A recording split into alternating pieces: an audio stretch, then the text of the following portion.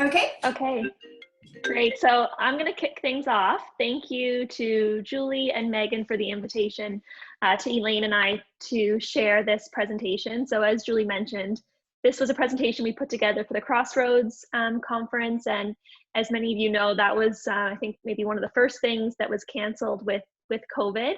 And so many of you may not have had the chance to present your posters at that time, but we're hoping that you can take some of these tips and tricks and incorporate it into your work for future virtual or maybe again in-person conferences in the future.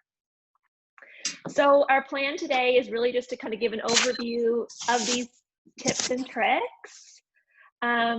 And then we do have an activity towards the end on getting to actually practice some of our poster evaluation skills. So hopefully you can, Elaine and I have both put up one of our own posters as well as some that we found online. So we're open to critique and you can pick it apart as you see fit. But let's kick it off with why you would even venture into putting together a poster presentation and what's the purpose behind it. So there's several different reasons for doing a poster presentation. Probably the one that we're most familiar with is to share our research findings. So oftentimes this will be on your thesis topic or maybe some other work that you're involved in. And it's an opportunity to converse and have an important dialogue with other conference attendees while usually kind of standing in front of your poster. So an opportunity to discuss your project as well as be there to answer questions and ask different kind of components of your research project. The other piece that I think sometimes we forget is that it's also a really good opportunity just to organize your ideas. And so it can help you to have a schematic diagram of your research and really see the big picture all on one slide or one page. And when you do that, you're able to see, okay, what's the so what behind my research? And it can help you with that 3-minute pitch, that 3-minute elevator speech that we often talk about, whether it's a 3-minute thesis competition or you're just meeting someone for the first time and you want to share your research ideas. So it's a way to organize your thinking for that as well. One of the first steps for your poster presentations is always to check the format. And so every conference can be different in terms of what the specifications are around the format of the poster. Most often it's the the landscape diagram here on the left. And so that's probably what you're most familiar with, but it's really important for every conference to check those specifications because I'm sure we've all, maybe some of us have had the unfortunate circumstances of arriving to a conference and the boards that they have are perhaps portrait, but we've brought a landscape poster. So it's really important to tailor your poster format depending on that. It's also helpful to know how the poster will be mounted. Sometimes they use Velcros and stickies, other times it's tacks.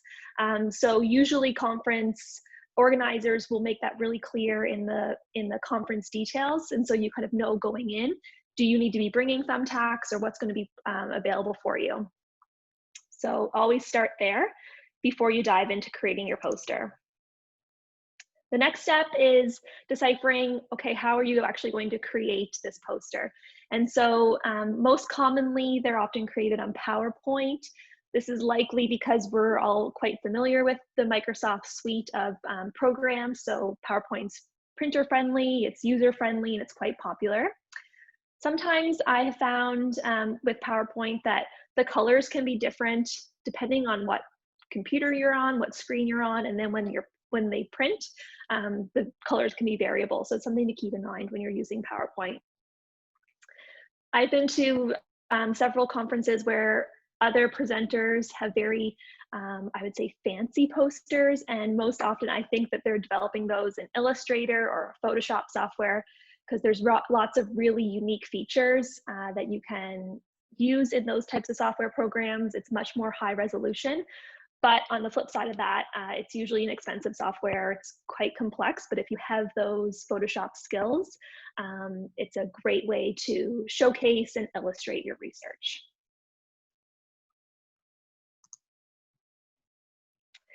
Some things to consider in terms of what content to use for your poster, really starting off with what's your title and thinking about how to make that title impactful. So usually if it's an in-person conference, there could be hundreds of posters lined up, and people are milling through the poster area, and you really want something that's going to catch the eye of fellow conference participants. And so it is important to include those major concepts in the title. It can be maybe you're leaning towards something clever, which can grab the eye of those that are attending, but also something that's informative, so people know what your research is about, and they're more likely to come over and read your poster and engage in conversation. Always try to limit the amount of text that are on posters, and so these posters aren't meant to be a copy and paste from your thesis proposal or your dissertation onto a poster. It's really meant to be the high-level bullet points, clear headings, and that it's really concise and includes some of those major points.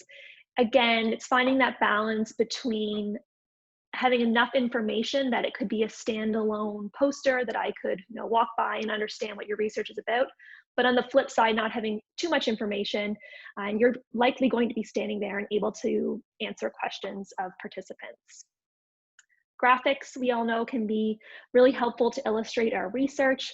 And so consider different graphics that could be standalone, that you don't need really in-depth description of why you've chosen that graphic or what it means. It is important to include your references, but at the same time, they can often take up a lot of space. So thinking about different ways to condense your reference list.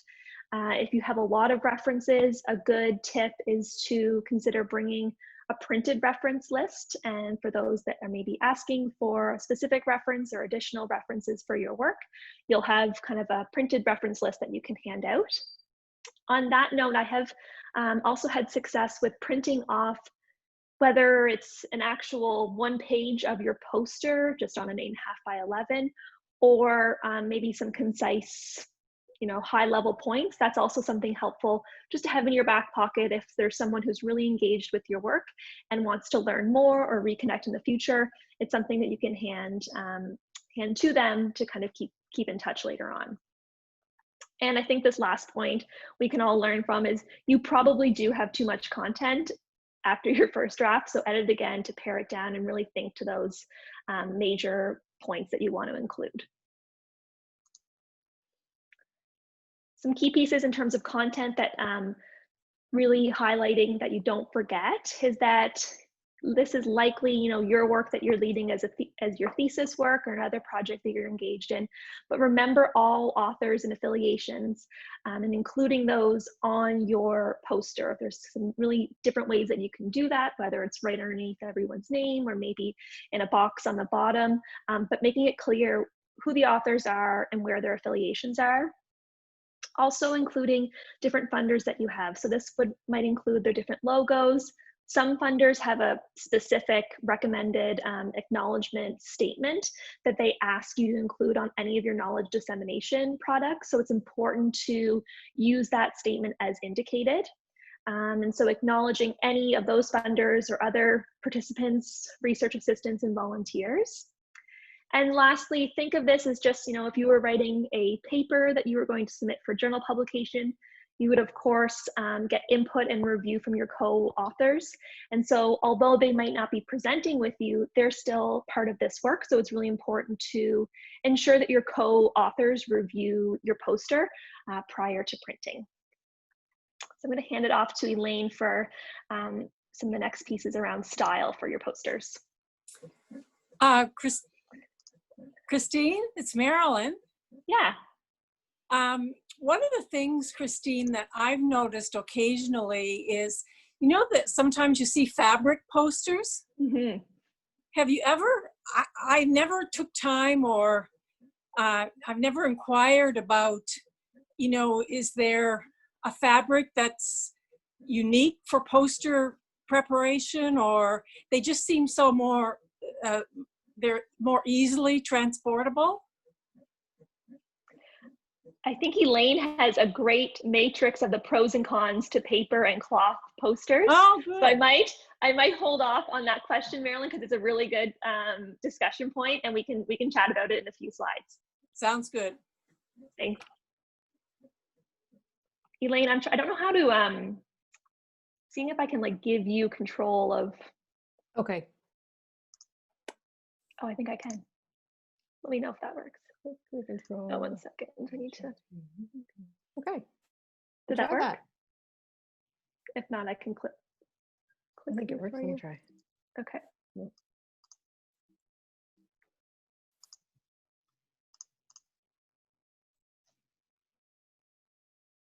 We'll try that and see how it goes. Okay. I don't think I can control it because it would just Okay. be, it says I can, but. Try that again. Okay. You can just let me know when to click through. Okay, sure. So welcome everybody. I'm Elaine Moody. If I haven't met you yet, I think I've met almost everybody. I have two screens, sorry, so I'm going to try to look towards the camera here. So looking forward to chatting about posters. Thank you, Christine, for those comments, some really important content already. So I'm going to start by talking about style a little bit, and this is bringing, I guess, a little bit of aesthetics into considerations for your poster, and how you're going to lay it out and use color and graphics to kind of support your presentation. So one consideration is thinking about the flow. So for any type of research, there's kind of a logical flow from background information to problem to what you found to your discussion points. So you want to make sure your poster flows kind of in that direction. So starting in the top left corner, working your way eventually to the bottom right. And there's different ways to do that, and using headings certainly helps quite a bit with that. Also think about the colors you're going to use and not making your poster too busy. So not having too many graphics or too many colors. Certainly the use of color is really important and can help communicate your message. But do keep it simple to 2 to 3 colors. Also thinking about the ease of reading. So who's going to be looking at your poster and how you can make it as easy as possible for them. So use a dark type on a light background for the most part, particularly for aspects that people will be reading. Use a consistent layout. So especially when there's like text boxes, think about the shape of those and using a grid format to kind of keep a consistent layout for the structure. Keep most things left justified. That's kind of how things work well. So rather than doing something center justified or right justified, keeping it to the left. I find one of the things that is most impactful on a poster is the effective use of white space. So thinking about the areas that don't have text or don't have graphics on them and optimizing that. So I read somewhere that someone was recommending upwards of 40% of a poster to be white space. So it's probably more than you think. So that's both within text boxes and outside as well.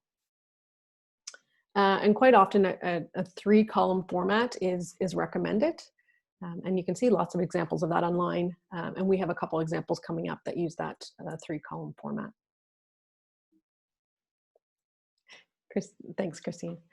So it is great when you can use photos and images on your posters, just to kind of break it up a little bit and not have a completely overwhelming wall of text. That being said, you really need to use high quality images. Quite often we're working on our poster on our computer in a very small format. We might be zooming in a little bit, but really it is quite small. And taking that and having it printed and then looking at it on the wall. If you don't use a high quality image, then you'll have quite a pixelated kind of picture. So think about that. Also think about the copyright aspects and whether you have permission to include photos or images. There's lots of publicly available resources for photos. So there's a couple listed here, Pixabay and Creative Commons. Lots of organizations like the Government of Canada has different photo archives that you can access, and they're actually available. Also important to cite sources. So if you are using photos or images from other sources, to say where you got them from. So even if you're using something you found on Google that you know you have access to, there is a protocol for how you're citing those sources and using those images. It probably goes without saying, but if you're including images of research participants, then you need to have explicit approval and consent from them to use that. It can be very impactful to use that type of image. So potentially you can consider in early stages of your research, so when you're doing the protocol development and your ethics, about whether you can include images somehow of your research in sharing the findings. And also suggest using PNG for graphs, and this just helps to, again, make the image really crystal clear. So fonts, this is just kind of how the wording looks. Obviously posters have a lot of words, and that is a significant part of the content. And generally speaking, I guess in the graphic design world, they suggest that for titles and subtitles, you use non-serif font. So those are the fonts without the little bits at the end of the words. And then to use the serif font for the body. So when there's a little bit more reading, I think it's easier, again, to read those serif fonts. So these are some examples. Helvetica is on the left and Palatino is on the right. I also found some recommendations for the size of text. For titles and subtitles, you really want them to be standing out. So you want to have a large font. So have the title in 60 to 90 point font, subtitles in 36 point. And then the body really needs to be no smaller than 24 points, so that people standing back at a couple meters distance can still read some of that smaller writing. And use simple classic fonts. Don't do anything too extreme. Comic Sans is really just a bad idea. And really, I think it's just mostly because it's getting a bad rap and will draw attention for that reason. But I think there's a lot of other great fonts that you can choose from for communicating clearly. Hit the next slide. Thanks. So in terms of the types of findings and the type of information you're sharing, there's lots of important considerations. I'm kind of assuming here that you're going to be sharing research findings, but that's not always the case. You could be talking about an intervention. You could be talking about a creative program. You could be talking about your theoretical perspective for your dissertation. Something that's not research based. In those cases, you want to follow, again, a kind of a standardized format. So you can still talk with the background, talk about what led you to the current project, explain the project, and then talk about the implications. That format's still pretty standard. And using a logical flow. And depending on what type of data you have, across the different types of posters will impact how you share information. With qualitative research, obviously you're using a lot of words, a lot of narrative. So that's going to be a really important piece of what you're sharing. However, it will also be important to include photos and diagrams if possible, just to break up some of the poster and to create some interest and complexity to the poster. And then also think about including participant voices when you're doing qualitative work. That's quite often a really strong recommendation. So think about how you're doing that. And you won't be able to include quotes, for example, in the same way that you do in your dissertation or in a research paper. You won't be able to include full paragraphs of quotes. And quite often you really can just pick one or two sentences to kind of exemplify your research findings. And that's kind of what I've seen work really well in posters, is when you just pick a couple quotes that really clearly exemplify your finding. Multiple method research is also incredibly difficult because you quite often have a lot of different findings and several ways that you're presenting it. So it's particularly important to choose 2 or 3 key messages and then use your data, both qualitative and quantitative, to support those messages, whether you're able to include graphs or tables or a narrative. Think about how you can kind of have 2 or 3 key messages. And then for quantitative, certainly, again, using the diagrams, the graphs, the images, tables, that type of thing. But there's also a need to synthesize the findings. So it might be important to have an overview of the findings or a summary of key findings early on, or kind of as a prominent feature of your findings section. So don't only include graphs, have some more complex kind of interpretation to that. Thanks. So this is addressing Marilyn's question. So about the material for a poster, and certainly paper has been the traditional view. I remember the first time I had a poster presentation. We put a piece of this was a while ago, we put a piece of fabric up on the board, and then we printed out letter-sized pieces of paper and used pins to put it on the cloth on the poster board. So I feel like I'm totally ancient for saying that, but that's one method of doing it. If you want to see, I think I actually kept one for interest's sake, but generally they tend to be paper or cloth now. I've only ever used paper.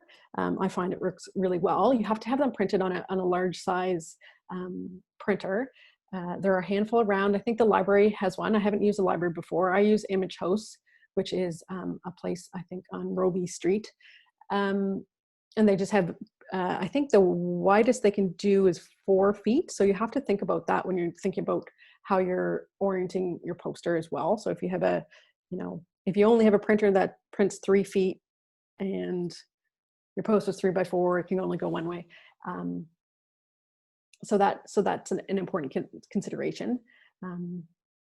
And also you want to give the printer less of time to print. It does take a bit of time to actually go through the printer, but also have some lead time available to make sure that they have time to print it. So paper is less expensive than cloth, but cloth you can use multiple times and it folds quite easily for travel. I think it comes in a small box that's maybe like 1 foot by, I don't know, half a foot or something. So you can just pack it in a suitcase, for example. When you have a paper poster, you quite often carry it in a tube. So whether that's a cardboard tube or a plastic tube, to kind of keep it from wrinkling. I guess you can fold it, but it would detract from the poster. So it can be kind of cumbersome to carry the tube, trying to take that big, 3 foot long or 4 foot long tube on the airplane. You can put it up in the overhead bin if necessary, and if there's room. Yeah, so I haven't used cloth, so I would be interested to hear what their experiences have been with the cloth. And certainly if you think you're going to be using your poster a few times, it might be worthwhile having a cloth poster.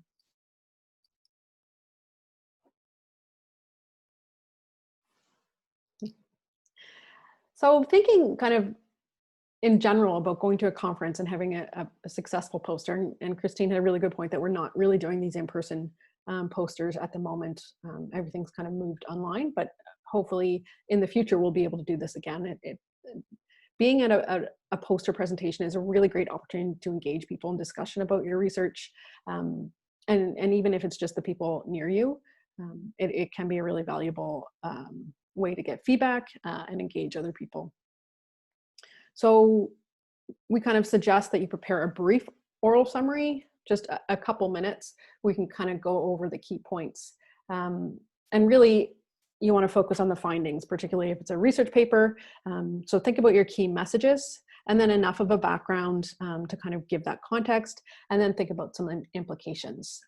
So do keep that brief, but it's good to have something at least slightly prepared. And do go to those poster sessions. Usually at a conference, they'll tell you what times your posters are going to be on display, and you can stand by it to kind of give more information and chat with people. It's sometimes a bit awkward. People don't necessarily want to engage in conversation, but it's good practice to have that kind of scholarly interaction with people. And then be ready to answer questions. Have a plan for when you don't have an answer. And that's, I think, just a really good piece of advice generally in academia, thinking about when you don't have an answer, how you're going to address that. And quite often that happens. That's a reality of things. You're not going to have every answer. So yeah, that's a great point. I'll have to look into it. One way to address it. And then be ready to share contact information. Christine mentioned having a handout available, and that's one way that you could have your contact information just accessible to hand out. If you have a business card, you can have those available as well, because you're really probably starting to think about developing your network already. So that's one important way to do it.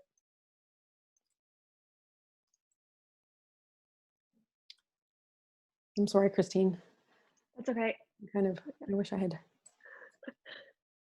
Oh, so we're on to the activity now, and we're happy to take questions about any aspect or about our experiences with poster presentations, or if other people have experience with posters or with graphic design or anything like that. If anyone else has any points that they'd like to share about what they think might be useful for posters.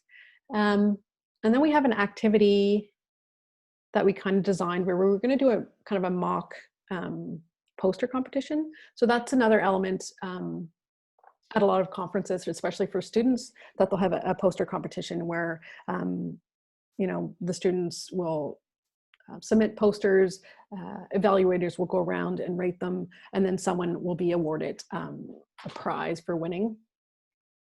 And that would look really great on your CV if you have, I know one of the conferences I go to is the Canadian Association of Gerontology Conference, and CIHR Institute of Aging sponsors 2 posters awards each year. And I think they come with a monetary value as well, monetary award. So that might be a good thing to have on your CV. So it's worth entering those and thinking about how you can really make your poster effective in communicating your message for that. So I just thought of one thing, Elaine, that I would add to the sharing contact information that I've seen and I've started to do in previous conferences is if you have a Twitter handle, add your Twitter handle to your poster. So if you're not there and someone walks by, that's a great way to connect. If it's they can follow you on Twitter, or if you're talking to someone instead of sharing a card, which can sometimes get lost in travel or in the shuffle, you can just grab your phone and connect on Twitter. So it's another way to build your network and start that conversation with other attendees. Yeah, does anyone have any questions or comments? I think Brianna's on the call here, and Brianna, I know that some of the like pediatric pain group, they have at one of your conferences, I don't know if you've been to this one, there's poster slams, and I'm always really intrigued by that activity. I don't know if you've engaged in that or if anyone has and they want to kind of share what that activity looks like. Yeah, hi, it's Brianna. So I haven't ever participated in it myself, but I did see that happen. I'm pretty sure it was at the Canadian Pain Society meeting that was in Halifax one year. And I think what they did was, this was a couple of years ago now, but they chose, I think, five people to do a 5-minute session, and they put them kind of on the main stage, and they had whatever, if they had a poster, they put that up, kind of like a digital presentation of that, or some people used photos. And anyway, they had to really go up and perform their research, and I remember seeing the emails for it, and the suggestion was for it to be, pretty different from just your regular poster presentation, where you had to be very enthusiastic. And I think one person even created a rap, I'm pretty sure, which was really great. Yeah, so I think I've seen that in a few a few conference abstracts or you know what I'm trying to say, like different conferences have been using that more often lately, or different kind of forms of something similar. And I think it's a fun way to step it up a notch for those people that are maybe comfortable putting themselves out there like that. But there's no pressure for everybody to do that as well. So it's kind of it's definitely a fun activity to do in conferences, and fun for the spectators too. Yeah, thanks for sharing. It's a nice way to mix it up, I think.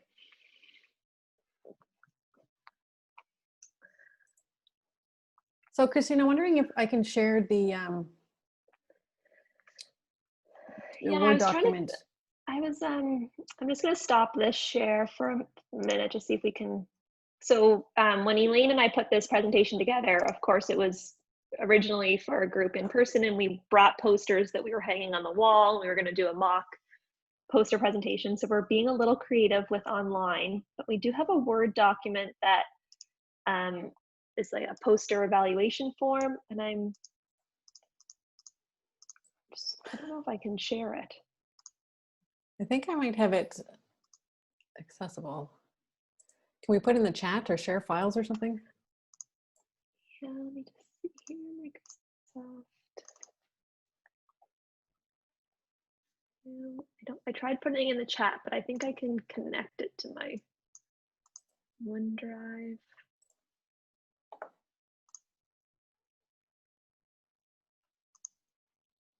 Maybe not.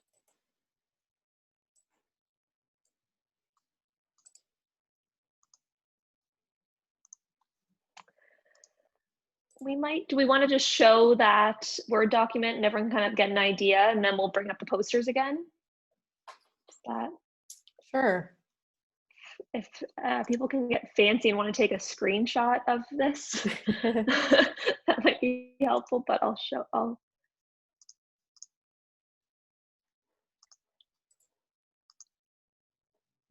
so you should see this Word document now. So the plan is that Elaine and I have 4 different posters that we're going to share. And we would like to take probably, 3 or 4 minutes for each poster for you to kind of silently consider these 5 main criteria. Although maybe it's more 4, because the 5th criteria is more about questions that you would ask the presenter. But if you can take those criteria into consideration, and then we'll have a bit of a group discussion on some of the strengths and weaknesses of the poster, and where we could suggest for the authors to improve, and then hopefully take some of those lessons learned into your own posters.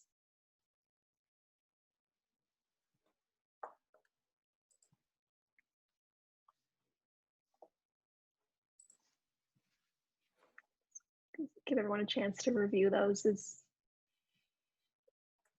Like I said, if you could take a screenshot, that might be a good way to have them on hand. Frantically taking notes with a pen and paper. Yeah. Screenshot, that's a great idea. If you're on a Mac, Command Tab 4. I don't know what to do on a PC.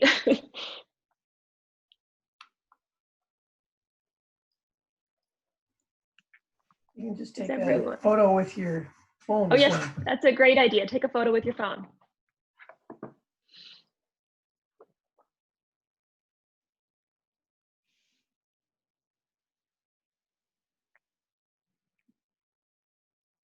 All right, I'm going to close it in 5 seconds, so let me know if. All right, so bring the PowerPoint back up.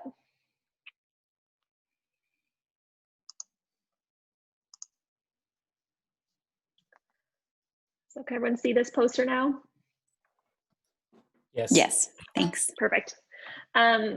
So I'm putting myself in the hot seat first, and so we'll kick things off with that. And I do want to provide a little bit of context for this poster. This was a little bit different than a regular poster presentation. So this wasn't printed on cloth or paper. It was an oral / poster presentation. So it was meant to be on one slide, and I had 3 minutes to present this work. So it's very similar to those of you that have participated in the 3-minute thesis. You have one slide, and 3 minutes to discuss. So this is an electronic poster version.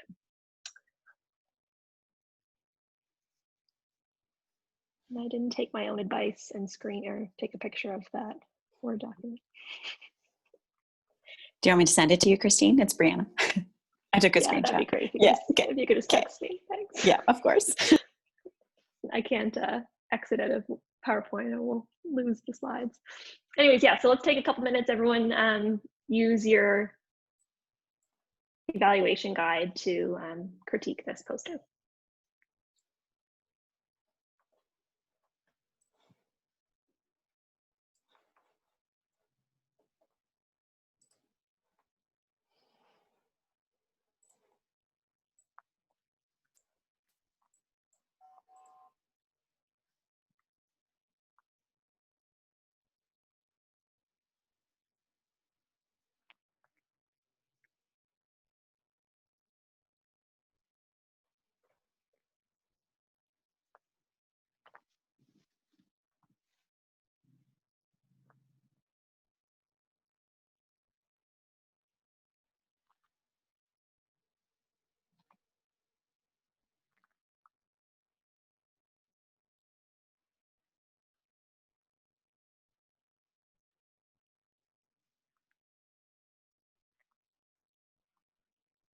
All right, so we'll have to be a little bit hypothetical here because we're not able to really, conclude if these posters fit the conference theme or the conference purpose, but we'll pretend for now. This is a mock poster presentation. So thinking about some of the quality, kind of that quality of research criteria, what are some thoughts on what's looks good or doesn't look good in terms of this poster?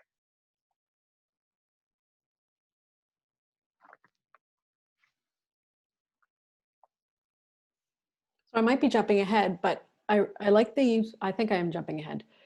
I like the use of colors for the results. And I can almost tell that the green, yellow, and red is going to represent something specific in your results. Yeah. And so in my little blurb with this poster, when I got to the results section, I remember I did say, consider the results like a stoplight analogy. Green means things worked well. Yellow was some worked well and some didn't. And then red, there was significant barriers. So Elaine, I think that's a good example of it's almost a standalone graphic with a little bit of conversation needed, but hopefully if we read a poster presentation, you could come up and ask me that, and that's a good way to dive into my results. And I could see that kind of in the background section that you have the traffic light, and that's what I read somewhere is that, having those colors woven throughout kind of helped to create the story. Mm. Yeah, it's Brianna. I agree with that completely. I love the stoplight in the background. It's almost like a little teaser, and then the poster is so clean. Like definitely a smart use of white space. I'd say probably around 40%, like Elaine said earlier. But to use the same colors that are already embedded in the stoplight, and then just really clean graphics, very very concise in terms of text, so that you're not getting overly confused or kind of in the weeds with, the methods or with what your results were. And with the use of a stoplight too, I know that's something that's mostly intuitive to a lot of people. So easy to kind of connect on when you're describing those results. The conclusions look good as well, but I'm sure it'd be when you're presenting it and actually delivering it, there's more information that's in there. So that's definitely what the conclusions have accompanied with what you're saying would be really impactful, I'm sure. Yeah, I think that's a good point, that I don't think this is a good example of a completely standalone poster. Like, you can look at those 3 images, I have the conclusions in the 3 words, but unless you have had a conversation with me or have heard my little spiel, you probably don't know what that's about. So I think that it is finding that balance between, if you're going to be 100% at your poster the entire time it's posted, then this might be a good option because you can engage and explain the conclusions. But some conferences, they might leave your poster up for the entire time and you don't actually have a chance to engage always. So it's kind of finding that balance between how much text versus how much are you actually going to be able to converse with other participants. But I think that what you have kind of from the rest of it is really intriguing. So if anybody did see the poster when you weren't around, they'd probably want to seek you out and follow up. So that's always a nice thing to do too. Thanks, It's Megan. I really like the title, Same Intervention, Different Reception. That drew me in immediately. And then the second line of the title just gave that little bit of explanation. So yeah, I really like the title. Thanks. Yeah, that's again trying to find a balance between a catchy title versus very informative so people know what it's about. That's a good point. It's Carol here. I really like the methods layout, the little symbols beside the brief words. It's really effective. Thanks, everyone. This feels so nice. Let me just look at our other criteria here. One thing that I think that's not here is I don't have any references. And I think that that's something that happened with this presentation is that you had a second slide that had all of your references because it was that 3-minute oral presentation. But if this was an actual poster presentation that was printed, it would be helpful to at least have numbered some of my references and then included them maybe at the bottom right, or again as a handout or something, because as it stands, there's currently no references on this slide. Something to consider. And Christine, it's Julie, you don't have the affiliations either. You just have the footnote numbers. Yeah, I do. I put, you're right, I put like logos for affiliations, kind of the 2 beside the Ottawa and 1 beside the IWK, but it's not super clear how those connect. It's a really good point. I also don't have the funder here. Does KU stand for knowledge user? Sorry. Knowledge user, yeah. And so this was cool. This was at this conference they asked you to explicitly outline that in your poster. Cool. Yeah. Awesome. Yeah. All right, so let's move on to another one. That's enough of my poster. Whoops.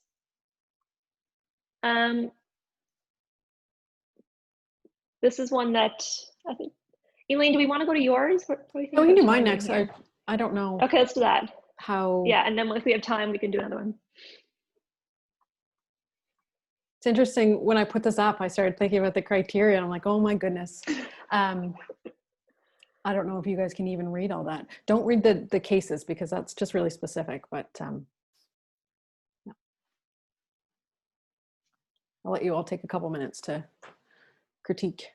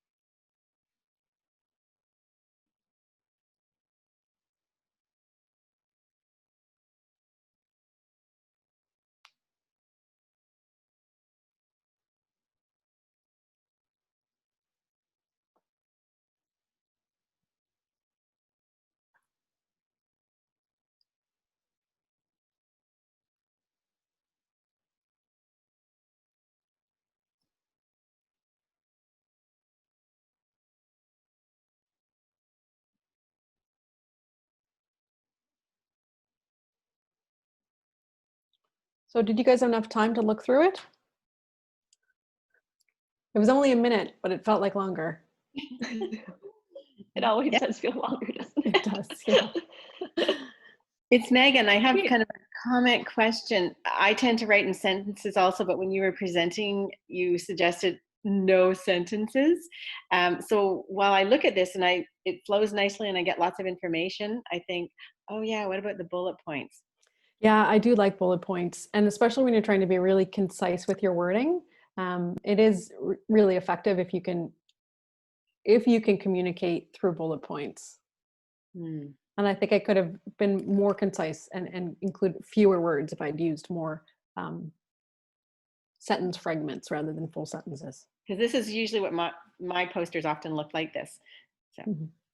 Yeah. So, I and do this find was that having the box. Oh, I go love ahead. the boxes. sorry. I was going to say, at least I find that having the boxes around the different sections really helps. It's not just, doesn't feel like it's all just full sentences, but actually breaking that up into the little components is really helpful.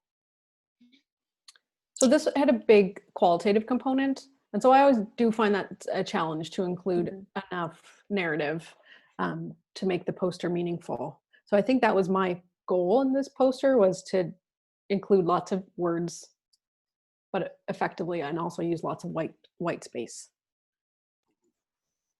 It's certainly standalone. It speaks for itself. Mm. This is Dave. I like the actual, the cases are different colored than the actual study. Title is great. What caught my eye right away was actually your bottom two photos are not aligned. The first one is a little higher than your other one. And I'm wondering, if you're making the full box, would it be advantageous to actually drop them so it squares out the, instead of left aligning everything, which is what has happened, to fill it out to the box? So your bottom right photo would actually come out a little bit in line with the rest of the edge of the other two top boxes. Yeah, I think I had to sacrifice the alignment for the columns in order to get the content in that I wanted, I think. Okay. Yeah, so that could have been, I think, done better. Elaine, do you know the actual word count? No, but it would be well over 800 words, which is what I was gonna suggested. say it would be just based on the 300 to 800. It would just be curious to know. I like that it's usually the 3 columns, like vertical columns. That's probably most common, but we read this way, you know, more horizontally. So it's appealing to the eye in that sense. I just had a comment about the citations. Do you think it's yeah, just get your opinion, because sometimes I find with posters I'll often move to a different citation style where it's just the numbers, so then that way I'm not taking up extra content, I guess, or text with the author's names, and then I'll just have them kind of the citations tucked away down at the bottom. But what's everyone's opinion on doing that? Because I'm most familiar with APA citation style for sure, with all everything that we do within School of Nursing and whatnot. But yeah, I find that I get a little fluid with the citations depending on what kind of presentation I'm doing. So that's something that I can speak directly about. This was a frailty conference, and there's several different definitions of frailty that are used. One of them is the Fried reference that I included here.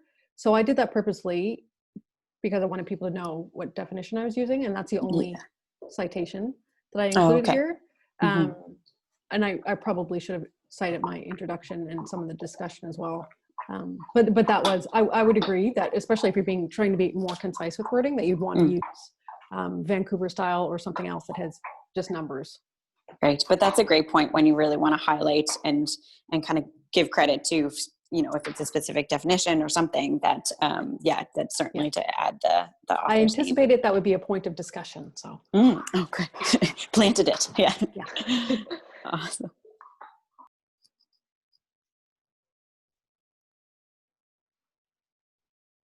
So this one actually won an award. So despite having all those words and despite everything I said, it got a poster awarded at the conference. So congratulations. Woo.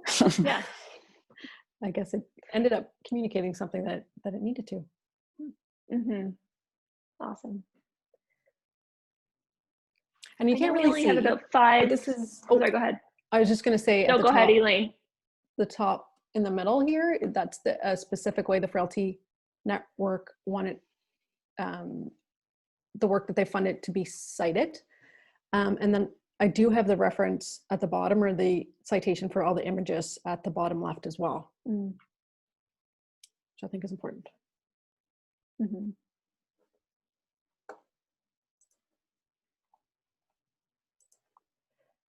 So yeah, we do have some other posters, but I'm thinking, we only have 5 minutes left. Interested in questions or comments from any of those of you that are online.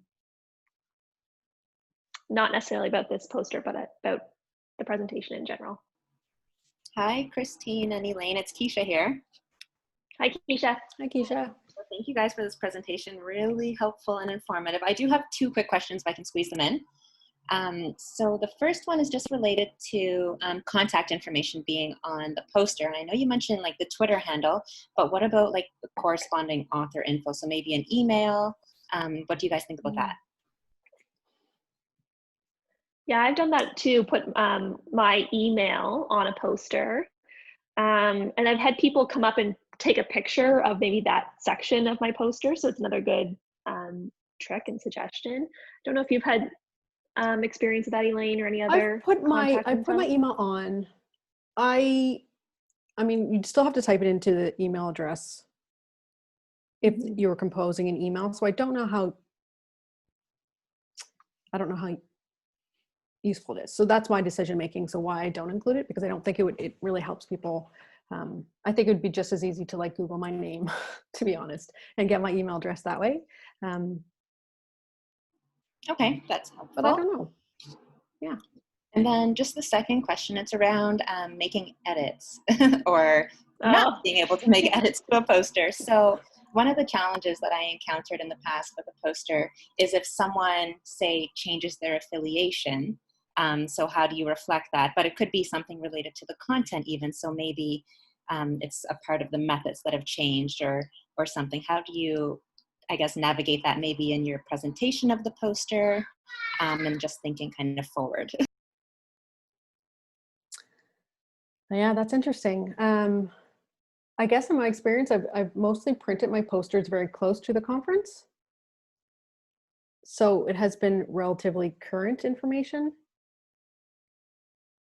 So I don't know. And I think generally, this is a good question to ask because, when you're writing a paper or something like that, you could have someone's affiliation change between when the paper is accepted and when it's published. So I think it probably has to reflect the most recent iterations of the paper or the poster.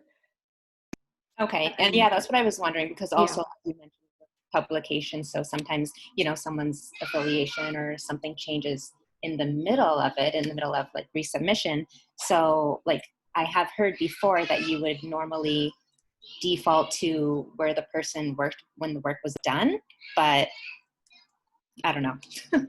I'd be interested in hearing from maybe Megan or from Marilyn, what you guys think about that.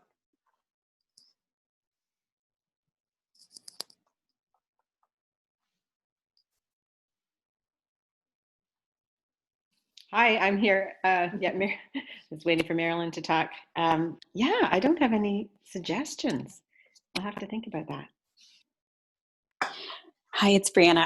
I have seen some people put like a sheet of paper over top of the credential or whatever it was of that piece of information that's changed. I have seen people kind of have like an add-on to their poster before, just for the sake of not having to print an entire new poster, which I thought was pretty clever, and it didn't really detract too much from the overall aesthetic.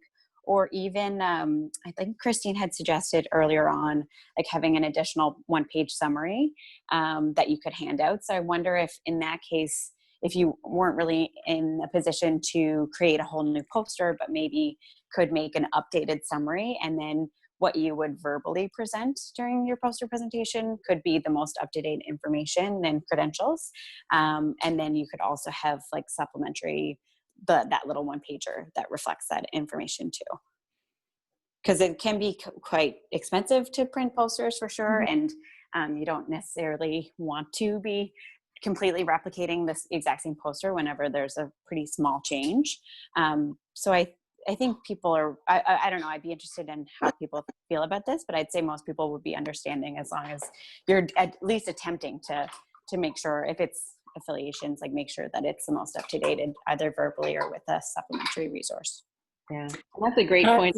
Unanticipated changes. However, yeah, sometimes you can, rather than putting the name of the conference on your poster, which I don't think most people do anymore, just to make it a little bit more generic as possible. This is Janet. If I could just share an experience a recent experience in which we identified a typo only at the point where the poster went up. And it was actually a typo in my name. So it was a spelling typo. And so we thought about whether or not anybody would notice it. And so we did cut out a little piece of paper and put it over my name and put the correct spelling in there. But I do think, and I think that in the context of the meeting we were in, it was a closed meeting and we kind of knew everybody. It was more of a learning workshop. That was okay.